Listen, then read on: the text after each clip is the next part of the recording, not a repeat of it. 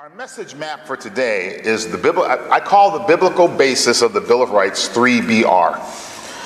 And sometimes you hear me and my friends, and we're using 3BR, 4D, and the Divine Decalogue for Dynamic Decency. So anyway, but tonight what we're going to do is we're going to look at how each Bill of Rights, each one of the 10 Bill of Rights secures our rights under the 10 Commandments.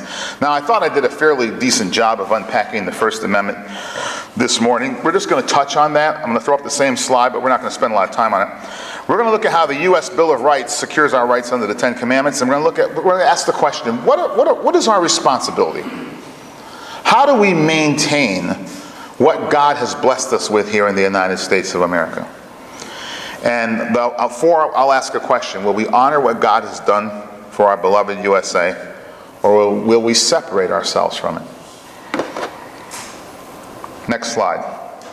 Here's Ephesians 5, 1 through 14. Sometimes in our church we all read the scripture together. We may not want to try that here, but you can read along out loud if you'd like. Therefore be imitators of God as beloved children, and walk in love as Christ loved and gave himself up for us, a fragrant offering and sacrifice to God.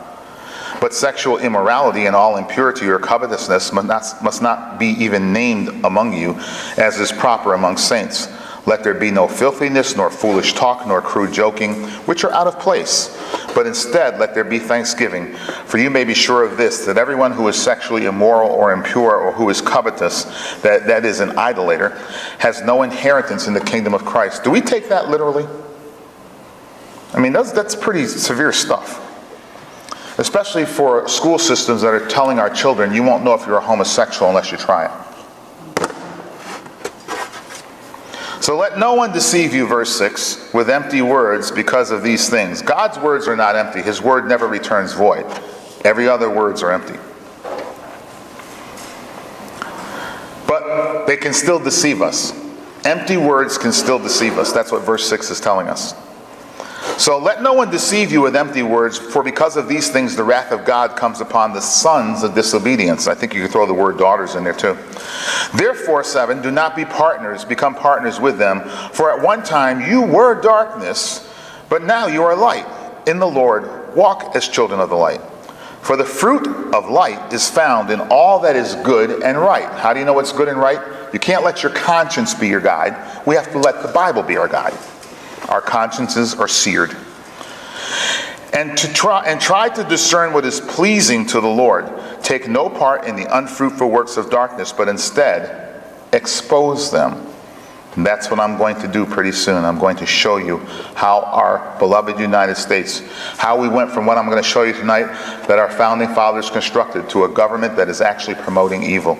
We're going to expose the evil deeds of darkness. Verse 12, for it is shameful even to speak of the things that they do in secret. But when anything is exposed by the light, it becomes visible. For anything that becomes visible is light. Therefore it says, awake, O sleeper, and arise from the dead, and Christ will shine on you. Look carefully then how you walk, not as unwise, but as wise. Next slide. It's a little graphic. Oh, by the way, I got this graphic from Salvatore, the guy I told you who was my best friend. I don't know where he got it, but I like it. It shows that the U.S. Constitution and the culture is really founded upon the Bible. Next slide. You know, the U.S. Constitution is really written as a contract. It's really a contract between we the people and the government. Now I'm going to show you a quote by Abraham Lincoln that more or less verifies that in the minds of our founders. So it's a contract so that the government it yoked the government to treat we the people according to the 10 Commandments. The U.S. Constitution was established to bind the government to biblical behavior as a means of securing the rights of we the people. Next slide. Here's Abraham Lincoln.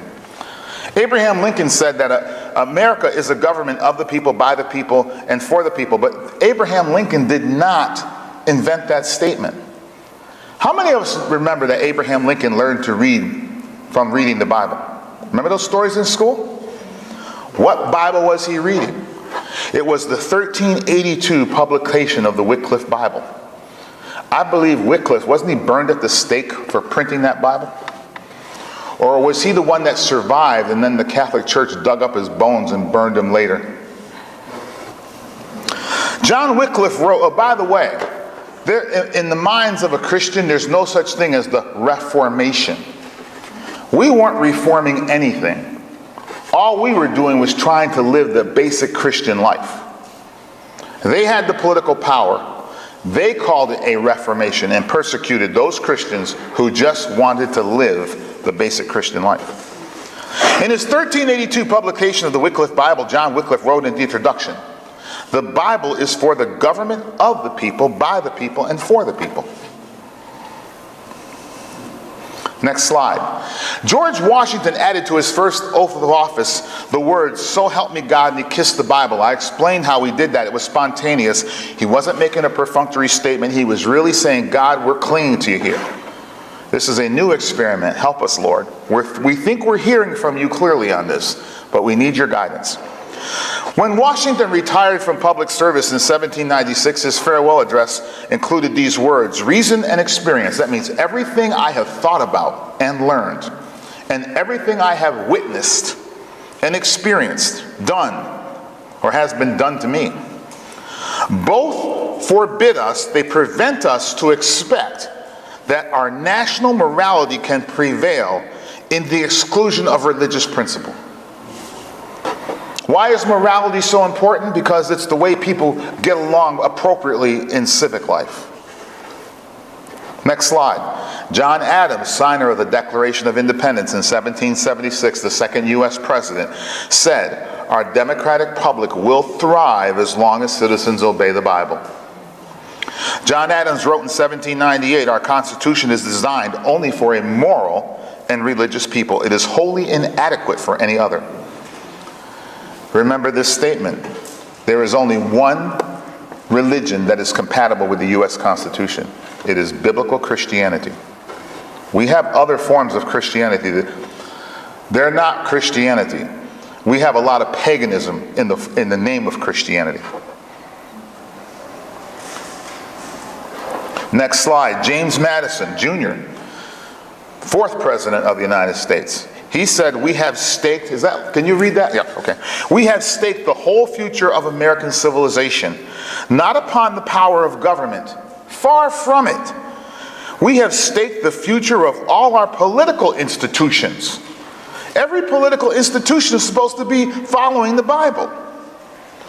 "Upon all of the future of all of our political institutions upon the capacity of each and all of us to govern ourselves, to control ourselves, to sustain ourselves according to the Ten Commandments of God." I believe he said that to the Virginia legislature.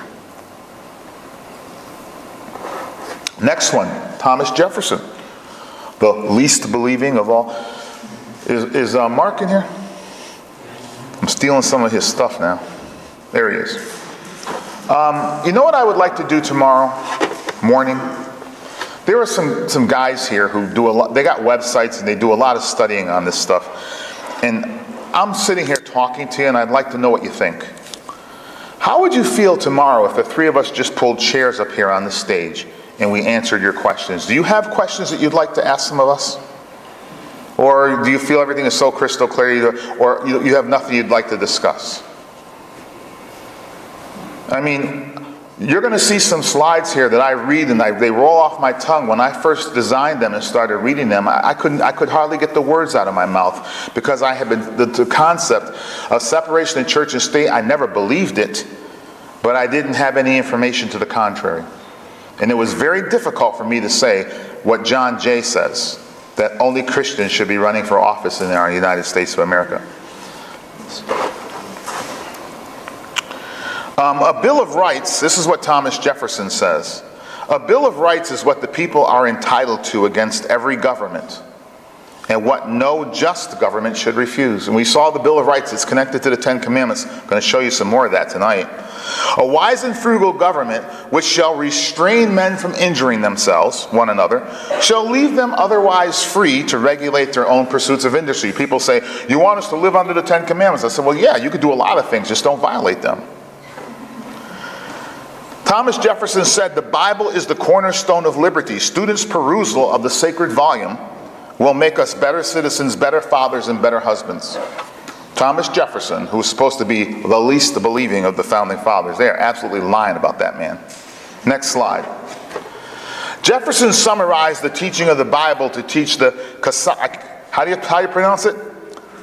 Cascat? I don't know. That Indian tribe.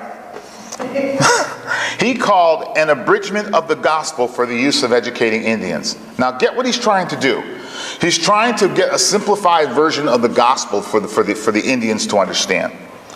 Thomas Jefferson suffered from an injury to his dominant hand, which made it painful for him to write. So he cut and pasted actual pages from the Bible to make the first drafts of that abridgment. And then he took them to a printer to say, can you print this out for us? And people tell us, well, Thomas Jefferson didn't believe the Bible. He was ripping the Bible apart. He picked and chose what he wanted from the Bible. That's slander. That is telling the legitimate truth about what happened in such a way as to distort the truth. Next slide. John Jay, the first U.S. Supreme Court Justice, I believe he might have been the first governor of New York State also. We're going to read what he said at the bottom, then we'll go up and explain what's going on on the facade. Look at the very bottom. John Jay wrote this in a letter to Jedediah Morse in 1797. Providence refers to who? Has given to our people the choice of their rulers. And it is the duty, as well as the privilege and interest of our Christian nation to select and prefer Christians for their rulers. Do you know tomorrow or the next day, I'm going to show you 2 Supreme Court cases where the U.S. Supreme Court ruled that yes, we are a Christian nation. They don't tell when you go to law school now, they don't have you read the U.S. Constitution, they have you read case law. And there's no such thing as case law. Under the U.S. Constitution, who is supposed to be making laws? It begins with a C. Congress. Judges are not supposed to be making law. So they lie to the law school students and they say, well, we're going to have you study case law. I'm going to do a thing called the politics that pollute paradise, and I'm going to show you where Franklin Delano Roosevelt appointed very, very deceitful people to our Supreme Court. And the law schools, they have their students read those Supreme Court judges' minority opinions as case law. And it's not law. It's just a minority opinion of a losing Supreme Court decision. You see, if you do a little research, you can figure out what exactly you could draw a timeline. You can draw a process map. Right? In our management program, if something's going wrong, we draw process maps. You could draw a process map as to how they took our beloved USA out of they dragged and they deceived the church into abandoning what I call its First Amendment position. Remember this? Oh, we'll get to it. Now, look at the right-hand side of your screen. The facade of the Supreme Court building has a carving of Moses holding the 10 Commandments in his hand. Now, he's standing in the center. Solon and Plato and whoever, Socrates, they're all on either side of him. And then what this sculpture is predicting, or is communicating, is that Moses is the supreme lawgiver of the world.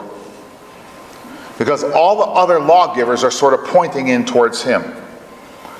God gave us the supreme law of the universe, more or less, in the 10 Commandments and the law that he gave Moses. Remember, the ceremonial law, Christ fulfilled that. That's why God allowed the temple to be destroyed in AD 70. We don't need to do any of those things anymore. Christ fulfilled them. But the moral law we are living under, we will be living under it in the millennial kingdom, and we will be living under it in heaven. Of course, we'll have perfect natures. We won't need that law probably, but I'm not really sure, so I don't want to talk about things I'm not really sure of. Didn't want to become a preacher, because one day I'm going to stand before God. He's going to say, on this day you said, I said, and I didn't say that. And the Bible also says where there are many words, transgression is unavoidable. So pray for me as I pray for myself. Thank God for grace, right? Next slide. All right, we had this morning, so I'm just going to bounce through these. The Bible and the U.S. Constitution are so intertwined and interconnected in the minds of the Founding Fathers that they gave us the tradition of swearing upon one, the Bible, that we would uphold the other, the Constitution. Next slide. America's Founding Fathers stated in the Declaration of Independence, I'm only doing this in case somebody was not here this morning, that we have inalienable rights. They're also called natural rights that come from our Creator.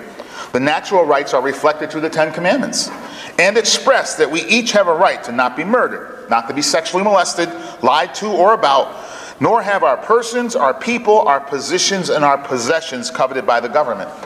You wonder why I keep saying those 4 P's? Wait till we get to politics that pollute paradise, because that's exactly what evil people are after. Okay, so what they're trying to do is deny us the access to the blessings that God gives us. When people are talking about redistributing wealth, you work hard for what God, you pray, oh Lord, help me find a job, or give me some ability so I can sell my services or invent something or make something that other people are willing to pay me a profitable price to enjoy. That basically right there is the parable of the talents. God gives us talents. And in the book of the parable of the talents, nobody goes to the government and says, Jesus gave me some talents, can you give me a government grant? No, he expects you to do some God-honoring work to provide some goods or services in the world that other people are willing to pay you a profitable price to enjoy. That's why your talents increase. And if a lot of people want to buy your stuff, you have to hire more people to help you produce the stuff or to deliver the stuff. And everybody starts making more money. Next slide. In the Declaration of Independence, America's Founding Fathers understood the Bible is the source of human rights. They're also called natural rights. And they stated these rights are inalienable, which means you can't separate them from me in God's eyes. He will hold you accountable for trying to violate those rights against me. And they stated these rights are inalienable. They come from our Creator. These rights are reflected through the Ten Commandments and express that, once again, we each have a right not to be murdered, sexually molested, lied to, nor about, nor have our persons, people, positions, or possessions coveted by the government. Next slide. This is the blue one? Yep. Our inalienable rights are mentioned in the Declaration of Independence as coming from our Creator and are also known as our natural rights. These rights are reflected through the Ten Commandments. I got to fix that. 1 through 4, to publicly worship God the way he describes. I'm trying to rush here. So we honor God first and only. We're supposed to pay homage to him in worship. We know all this. We already went through it. Let's go to the next slide. Securing those rights and liberties of we whosoevers. Remember, the Bible says, whosoever believes. We hold these truths to be self-evident that all men are created equal. You know, the Declaration of Independence mentions either Creator or Providence, or they have 4 names for God in the Declaration of Independence. All men are created equal, and they are endowed by their Creator with certain inalienable rights, that among them these are life, liberty, and the pursuit of happiness. Now, if you read Law's Black Dictionary, it's Black's Law Dictionary, or Black's History of the Laws of England. It's like a commentary on the laws. The word happiness there means you're only happy if you're cooperating with God's plan for your life. I used to go into prisons. I had a seminar called Sex, Drugs, and Rap and Roll versus Love, Peace, and Joy. You want the agape love of God, but the world's trying to convince you that sex is the answer. You don't want drugs and booze. It's a cry for peace that passes all understanding. And you want to live a lifestyle of joy, but everybody tells you the way to get that is by abusing other people. No, you cooperate with God's 10 Commandments for your life to have joy. Anyway, the Founding Fathers recognized that God gives us our rights, not institutions. And government's role is to cooperate with God to secure the biblical rights God gives us. Next slide. Now we're going to parallel the 10 Commandments to the Bill of Rights. Next slide. We already did this. We're going to jump down to another. The First Amendment of the next slide. The First Amendment of the U.S. Constitution. Here's the whole amendment as it's written. Congress shall make no law respecting an establishment of religion. You know that the phrase legally, Congress shall make no law, that means you have immunity from Congress making the law. Congress shall make no law. respecting an establishment of religion or prohibiting the free exercise thereof. There's our immunity. Or abridging the freedom of speech or of the press or the right of the people peaceably to assemble and to petition the government for a redress of grievances.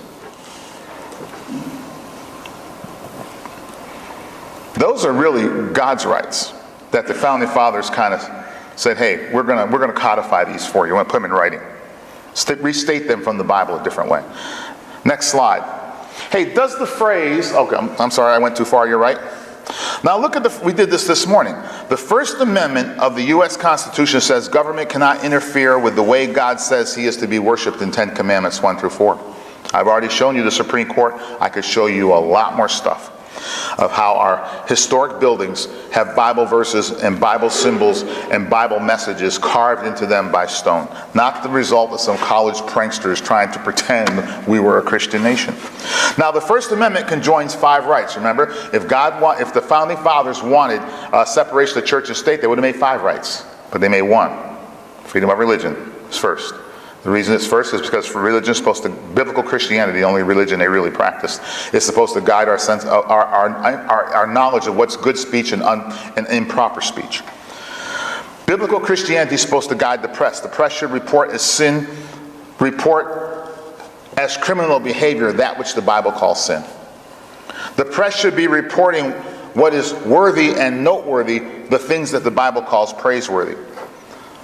The reason the founding fathers, and this is Benjamin Franklin and Thomas Jefferson, they said the reason we need people to be able to assemble freely is because if we can't get encourage Bible studies throughout America, people will not know upon what their freedom is based. How many of you know, I got this from David Barton, how many of you know that Thomas Jefferson and Ben Franklin organized a church service in the halls of Congress every Sunday, at which somewhere between 8,000 and 11,000 people attended weekly?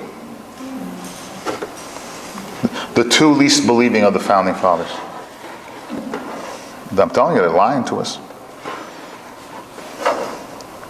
Well, people often say to me, well, they should be ashamed of themselves. I'm like, you have to have a 10 Commandments value system to feel shame. Really, if I had millions and millions of dollars, I would be posting billboards of the biblical basis of the Bill of Rights and of the 10 Commandments and of the positive paraphrases of the 10 Commandments everywhere I could find it, buy a billboard. Because God's word will not return void. And people need this in their frame of reference. When they're thinking about life, they need to see life through the frame of the 10 Commandments. They gave us the ability, they wanted to encourage us to petition the government to redress. That means to seek correction, remedy, and resolution of our grievances. What they were saying is if your government strays from the biblical basis of the Bill of Rights, your government starts promoting sin, mash yourselves together and drag your government back onto a godly path. Next slide. Well, what are these Bill of Rights anyway? Does the phrase separation of church and state leave us vulnerable for government to violate the 10 Commandments against us? Well, look at the other side. What does separation of church and state literally mean? It's a phrase that doesn't appear in the U.S. Constitution, and you can't justify it from reading the scripture. You know, but I have pastors that quote it to me as if it's gospel. And sometimes I go to these meetings, and some of the black pastors, they get me off to the side of the room and they call me a white suburban Christian because I want to promote this stuff. And I'm like, don't be calling my wife names. What? Don't Black Lives Matter? All right. B. The phrase separation of church and state says God never would have drowned Pharaoh's army in the sea when the state disobeyed him. But God did drown Pharaoh's army in the sea. Don't think he won't drown ours if we keep messing. If we can't, you know, the Bible literally says the ruler did this and God cursed the nation. This is why it's very important for us and our children and our grandchildren. C. The phrase separation of church and state communicates that government is under no obligation to treat we the people according to the 10 Commandments.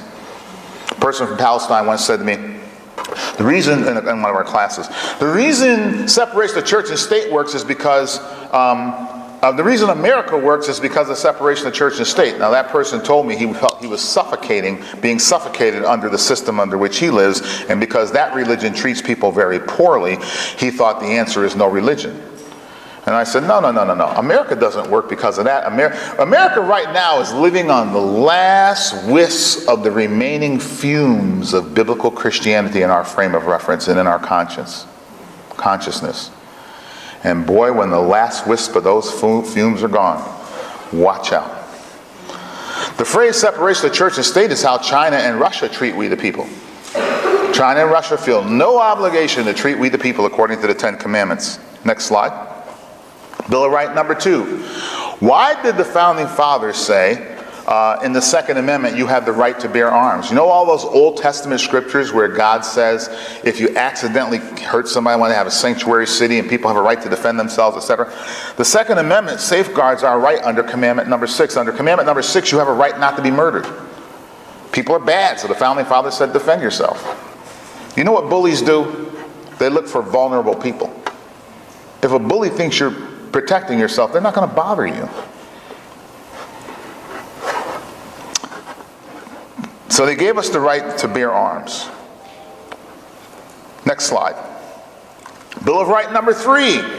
The amendment says government cannot commandeer our homes and place soldiers there as a safeguard against our rights under Commandments 7 through 10. The Founding Fathers said no government is going to be able to barge into your home and say my soldiers are staying here tonight to steal your food and to be eyeballing your family. Do you think that placing soldiers in private homes violates any of the Ten Commandments? What would happen? Look at the bottom bullet on the left. What's going to happen if you start placing great volumes of immigrants who don't have a Ten Commandments value system into our communities? Right? Now, we all want diversity, right? I wrote a book, and there's a concept in the book, it's called synergy from diversity. Synergy means that the outcome is going to be greater than the sum of the individual inputs. Well, to get synergy, all your inputs, your people, your resources, they all have to be deployed the same way. They have to be thinking the same. They have to value the same. When I do negotiations training, I tell people the first thing you have to do is you've got to lay out a list of terms that we're going to parlay. And get it very basic. I mean, if we're saying deficit, we have to be talking about the same thing. If I say the color blue, we have to be talking about the same thing. Otherwise, we're not going to be able to come to an understanding and an agreement. If I say you have inalienable rights, we have to be talking, we got to unpack that and explain it. Got to explain it to you because we have to make sure we're all on the same page.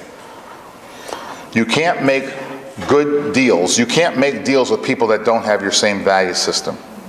As a matter of fact, the evil people in this world, I'm going to show you the politics that pollute paradise, they're banking on us responding to their lies as if we are good, naive Christians. And their books say so. Next slide. Bill of Rights number 4. This says that government cannot seize or steal your property without a proper search warrant. How does the government go about getting a search warrant? Well, some detective or somebody looks and they say, I think this guy's doing something wrong. And they take the information, evidence, to a grand jury. And the grand jury says, there's a little bit of smoke there. There might be some fire, so we're going to let you get a search warrant. They can't just run around and start doing it on their own. You notice under B, the word peers is there. That's why I'm no longer afraid of the government. They got to find a black man who's married to a white woman who has an empty. No, I'm just kidding. Hey, look at the bottom in the blue. Does a FISA court, the Foreign Intelligence Surveillance Court, fulfill this mandate? I mean, our last president was flying drones around the world, droning people. You know who I think he was droning? I think he was droning the Christian leaders in those countries. The Christian militias, and that's why they're now mass killing Christians overseas. And he said on TV, well, I asked the FISA court, I got permission. Well, who's the FISA court? We don't know anybody who's we don't even know if there is a FISA court. Well, that's top secret and you can't know that. Well, that's not good. Next slide. Bill of Rights number 5 says that the government can't prosecute us by forcing us to self-incriminate. That's one of the challenges with waterboarding. But listen, if I decide to make myself an armed combatant on the battlefield, I have no rights. I'm trying to kill you. You catch me, you do what you need to do to me to get the information from me. That's my opinion. But hey, I'm just a guy that wants to protect America. What do I know? This isn't going down to the local police station and they're bending your arm behind your back to make you say you did something that you didn't. And the process cannot involve double jeopardy. That means they can't try you twice for the same crime. So they got to get it right the first time. This is what we call due process of law. We have do you know that when our federal government, after the buildings came down on 9/11, the World Trade Center, they passed this thing called the National Defense Authorization Act. And it's in effect to this day. They proclaim the entire United States of America a terrorist war zone. And any day they can bring armies down the street under that provision. Many of us have gone to our local county sheriffs. Your state police director is appointed by your governor. My governor's not such a good guy in my eyes, so I don't like that. I don't want him appointing my state police chief, but he has the right to do that. He did. And I know that state police director has my governor's value system. He doesn't have mine. The city in which I live, the mayor has appointed the head of a police department. I know that the mayor of my town does not have my value system, and I'm not trusting his police sergeant or his police commissioner is going to have my value system either. I think they have a few of the 10 Commandments under their belt, but I don't think they have completely my value system. Well, George Washington said we have to do something about that. We got to make sure that somebody is in law enforcement and has a kind of a lot of guns and a pseudo-military, but they're not really military. You know, we're going to invent these things called the sheriff's department. And those are the only law enforcement officials that we vote for. And we've had discussions with the sheriffs in my community and many communities in the organizations I belong to. And we said, man, if something happens in your community, just deputize us. You will not be outgunned. You will not be outnumbered. Now, do these things called free speech zones that they're trying to promote through the schools and safe spaces possibly violate any of our ability to have due process, to have free speech any place we want in America? They say, well, this is not a free speech zone. We're like, what are you talking about? The whole United States is a free speech zone. If I'm on a U.S. carrier in the middle of an ocean, it is U.S. property. I am on a free speech zone. What are you talking about violating the 10 Commandments because somebody says, well, I feel threatened by Mr. Wallace telling me that Jesus loves me. I consider that hate speech. I've been in meetings where people have said that to my face. I was at a school board meeting, and Mert's got a film. Go to Wappinger Falls School Board pastor address. And I sat there after telling these people that Jesus loves them, quoted John 3:16, the head of the student school's gay group, and the other kids got up and they said, that man and his hate speech. The word hate never came out of my mouth. The head of the school board, she threatened to throw me, had a big cop over there. She goes, I'll have him throw you out if you talk again. I said, why? So they can lie about me when I'm not here? It's not fair. Next slide. Bill of Rights number 6.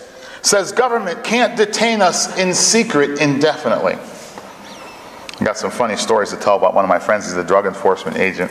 They kidnap the drug dealers when none of the other drug dealers know that the guy's been kidnapped. They take him to jail and they threaten to give him like 25 years to life unless they cooperate, and they start working their way up the food chain to the real guys they want.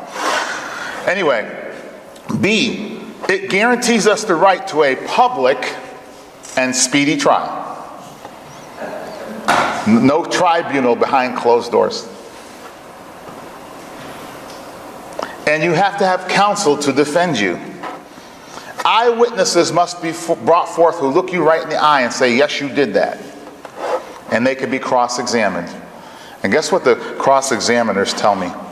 They said, Earl, in the American system of jurisprudence, if my client knows the truth and I know the truth, and you lie, a skilled cross-examiner will take you apart on the stand. It is very hard to lie when there's a skilled cross-examiner and a witness or the accused who knows the truth. One of the challenges you have, well, I'm not going to get into that. Anyway, C, your case must be decided by an impartial jury who must be unanimous in their decision to convict you. Do you know that a jury in America under our Constitution actually has the right to say to the judge, we don't want this person even put on trial. We looked at all the evidence and we looked at the law. We want to drop this case. The jury has the right to do that. They just don't tell you that. You know what it's doing, though? It's protecting your right not to have your freedom stolen under commandment number 8. It's protecting your right under commandment number 9, so you're not falsely accused, lied to, or about. It's protecting your freedom. No one can covet your 4 Ps and drag you into court and detain you so they can have access to your stuff. That's what Bill of Rights number 6 is protecting. Many of these Bill of Rights protect many of the 10 Commandments. Next one, number 7.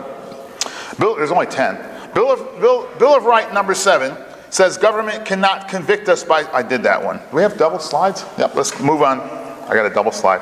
Bill of Rights number 8 says government can't prescribe excessive bail. They set your bail and your lawyer goes up and says, my client can't pay that. He really doesn't have these assets and his business has been bad. And they kind of get the value down. So you can get released. I have a friend who's a bail bondsman. He's not a close friend, but we go to church. We used to go to church together. All right, so can't prescribe excessive bail so that we can't pay it and never get released. And they can't administer cruel and unusual punishment. And that's a real packed word there, unusual. And look at all the 10 Commandments that it's securing. Right? Many of these provisions, they secure our rights under 10 Commandments 6 through 10. Next one, number 9. This is probably the most important. This and 10. It's the most confusing, but it's the most important. Bill of Rights number 9 literally says government cannot violate the rule of construction of the Constitution, which means it can't violate the original intent of the Constitution. And that's why the 1828 Noel Webster Dictionary, Black's Law Book, or Blackstone's commentary on the laws of England are very important, because the Founding Fathers used those to come up with what's our intent here. Let's research these words and see what we're really trying to drive at here. So we can't make a constitutional amendment that violates the intention of any of the amendments. Make any sense? Now, number 10 says that government must adhere to the other 9 provisions. Must adhere. These are, you know how you read the Bill of Rights and you're like, where's my rights? The Bill of Rights are like the 10 Commandments. The 10 Commandments says, thou shalt not murder. The Bill of Rights says, government, thou shalt not do these things. And you're like, well, where's my rights? Well, we read where Madison said, you have all kinds of rights. Just don't violate the 10 Commandments. You have the right to do everything except violate the 10 Commandments. We can't make a list of your rights. There's too many. You can wear a red sock and a blue sock if you want. If you're one of these cool kids. You can walk around with your shoes untied. Well, I'm not going to go there. Anyway, you have a lot of rights. So what did the Founding Fathers do? They did what God did. He told you a simple few thou shalt nots. And you have all your other rights. That's why they wrote the thou shalt nots. I wish they had called them the 10 Commandments to government. And then we wouldn't have to, you wouldn't need me here to try and unpack it all. So they must adhere to. They have to obey. They can't step outside of them. Now get this provision. B. States and we the people have all the rights not expressly enumerated. That means not expressly listed. If we didn't list them for you, federal government, leave them. You can't violate them. You can't make a law that lists them against the people. Powers of the federal government are limited. That's why you hear these lawyers on TV and they're saying, well, we want limited government. We want to know the original intent. It's right there in the U.S. Constitution. I wish they would explain it like I'm explaining it to the people of America, because then we would really understand what's going on. So they're protecting all of our rights under the Ten Commandments. The Bill of Rights, each Bill of Rights secures one of our rights under the Ten Commandments. Does that make any sense? Next slide. This is my last one. God will hold people accountable for making laws that violate the Ten Commandments. That's why he says, I'm going to judge the nations. And he's going to judge us even if those rights are violated by a majority vote of both houses of Congress. Christian, do we understand our responsibility here to our culture? Our culture is not reading the Bible. We need to engage and get involved and interpret. We need Jonahs. We need missionaries to go to our government officials. I go to churches sometimes and people, they have prophets at churches. And I say, well, every prophet I see in the Old Testament, and I know I'm not knocking a gift of the Spirit, so I'm not saying that. But I wish some of the prophets would get the vision to do what the Old Testament prophets did. Go call our politicians to righteousness.